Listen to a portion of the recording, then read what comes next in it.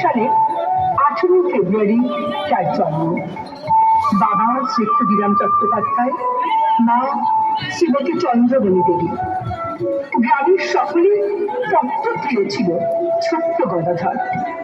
অভাবের সংসারে লেখাপড়াও তেমন পায়নি। হবেই বা কি করে, তার যে ছিল পুজো পাঠের দিকে অসম্ভব ছোট। তরুণ গদাধর দাদা রামকুমারের হাত ধরে এলেন দক্ষিণেশ্বরে। মায়ের কি লীলা, যেন আগে থেকে সব ঠিক করা ছিল।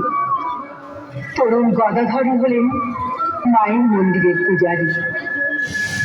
পুজো বসেছে তরুণ পূজারী, কিন্তু কি পুজো করবে সে?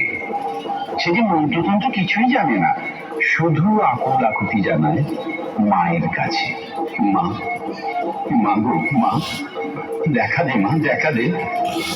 আর দেখা যদি না দিস তাহলে আমার এই একটু সন্দেশ কামাকা কামাকা খেতে তোকে হবেই। বিড়বিড় করতে করতে মূর্তির মুখে চেপে ধরে সেই সন্দেশ। মায়ের দেখা না পেয়ে পাগলামি এমন পর্যায়ে পৌঁছয়, একদিন মায়ের হাতের খড়গ দিয়ে নিজেকে শেষ করে দিতে চায় গদাধর। এক অন্নবচনীয় আলো ভরে যায় মন্দির। এক স্বর্গীয় জ্যোতিতে চলছে যায় গদাধর, সামনে দাঁড়িয়ে জগৎ জননী মা।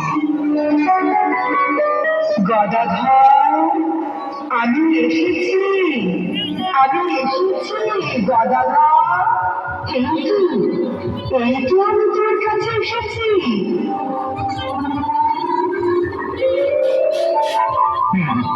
মা গো, মা তুই এসেছিস মা ভবতারিণী, তুই এসেছিস, তুই এসেছিস মা, মা তুই এসেছিস মা। সমাধি হয় গদাধরের। দক্ষিণেশ্বরের মন্দিরে শুরু হয় মা ও ছেলের এক অপূর্ব দিব্য লীলা।